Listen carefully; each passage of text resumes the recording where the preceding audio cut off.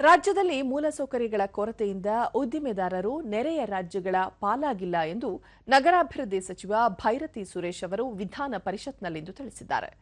ಪ್ರಶ್ನೋತ್ತರ ವೇಳೆಯಲ್ಲಿ ಬಿಜೆಪಿಯ ರವಿಕುಮಾರ್ ಪ್ರಶ್ನೆಗೆ ಬೃಹತ್ ಮತ್ತು ಮಧ್ಯಮ ಕೈಗಾರಿಕಾ ಸಚಿವರ ಪರವಾಗಿ ಉತ್ತರ ನೀಡಿದ ಸಚಿವರು, ಬಿಡದಿಯಲ್ಲಿ ಏಷ್ಯಾದಲ್ಲೇ ಅತಿದೊಡ್ಡ ಟೊಯೋಟಾ ಘಟಕ ಇರುವುದರಿಂದ ವ್ಯವಹಾರದ ಕಾರಣದಿಂದ ಟೊಯೋಟಾ ಮತ್ತೊಂದು ಘಟಕವನ್ನು ಮಹಾರಾಷ್ಟ್ರದಲ್ಲಿ ತೆರೆಯುತ್ತಿದೆ. ಇದಕ್ಕೆ ಮೂಲಭೂತ ಸೌಕರ್ಯಗಳ ಕೊರತೆ ಕಾರಣವಲ್ಲ ಎಂದು ಸ್ಪಷ್ಟಪಡಿಸಿದ್ದಾರೆ. ಕರ್ನಾಟಕ ಕೈಗಾರಿಕಾ ಪ್ರದೇಶಾಭಿವೃದ್ಧಿ ಮಂಡಳಿಯಿಂದ ರಾಜ್ಯದ ಕೈಗಾರಿಕಾ ಮೂಲಸೌಕರ್ಯಗಳನ್ನು ಅಭಿವೃದ್ಧಿಪಡಿಸಲು ಅಗತ್ಯ ಕ್ರಮಗಳನ್ನು ಕೈಗೊಳ್ಳಲಾಗುತ್ತಿದೆ. ಕಳೆದ 2 ವರ್ಷಗಳಲ್ಲಿ ಕೆಐಎಡಿಬಿಯಿಂದ ಅಭಿವೃದ್ಧಿಪಡಿಸಲಾಗುತ್ತಿರುವ ಕೈಗಾರಿಕಾ ಪ್ರದೇಶಗಳಲ್ಲಿ 2954 ಎಕರೆ ಜಮೀನನ್ನು 1445 ಉದ್ದಿಮೆದಾರರಿಗೆ ಹಂಚಿಕೆ ಮಾಡಿ ಅಗತ್ಯ ಮೂಲಭೂತ ಸೌಕರ್ಯಗಳನ್ನು ಒದಗಿಸಲಾಗಿದೆ ಎಂದು ಅವರು ಮಾಹಿತಿ ನೀಡಿದರು. ಕೆಐಎಡಿಬಿಯಿಂದ ಅಭಿವೃದ್ಧಿಪಡಿಸುವ ಕೈಗಾರಿಕಾ ಪ್ರದೇಶಗಳಲ್ಲಿ ಉತ್ತಮ ಗುಣಮಟ್ಟದ ಮೂಲಭೂತ ಸೌಕರ್ಯಗಳಾದ ರಸ್ತೆ, ಸಂಪರ್ಕ ವ್ಯವಸ್ಥೆ, ನೀರು, ಚರಂಡಿ, ವಿದ್ಯುತ್ ಇತ್ಯಾದಿಗಳನ್ನು ಅಭಿವೃದ್ಧಿಪಡಿಸಲಾಗುತ್ತಿದೆ. ಕಳೆದ 3 ವರ್ಷಗಳಲ್ಲಿ ರಾಜ್ಯ ಉನ್ನತ ಮಟ್ಟದ ಒಪ್ಪಿಗೆ ನೀಡಿಕೆ ಸಮಿತಿ ಹಾಗೂ ರಾಜ್ಯ ಮಟ್ಟದ ಏಕಗವಾಕ್ಷಿ ಅನುಮೋದನಾ ಸಮಿತಿ ಸಭೆಗಳಲ್ಲಿ 2028 ಯೋಜನೆಗಳಿಗೆ ಅನುಮೋದನೆ ನೀಡಲಾಗಿದೆ ಎಂದು ಹೇಳಿದರು.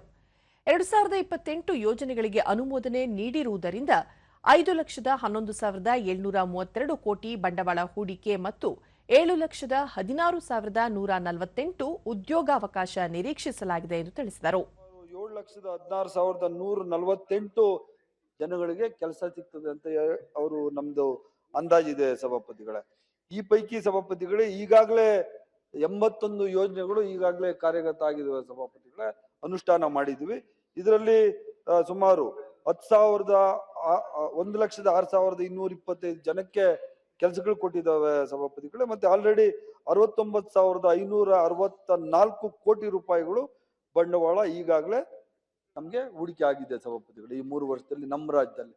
ಅದರಿಂದ ಇನ್ನು ಉಳಿದವು 3 ವರ್ಷದಿಂದ 5 ವರ್ಷ ಸಮಯ ಇರೋದ್ರಿಂದ ಅವರು ಅಷ್ಟರೊಳಗಡೆ ನಮ್ದೇನು ಬಂಡವಾಳದ ನಿರೀಕ್ಷೆ ಇದೆ ಆ ಇಡೀ ಬಂಡವಾಳ ನಮ್ಮ ರಾಜ್ಯಕ್ಕೆ ಬರುವಂತದ್ದು ಇದೆ.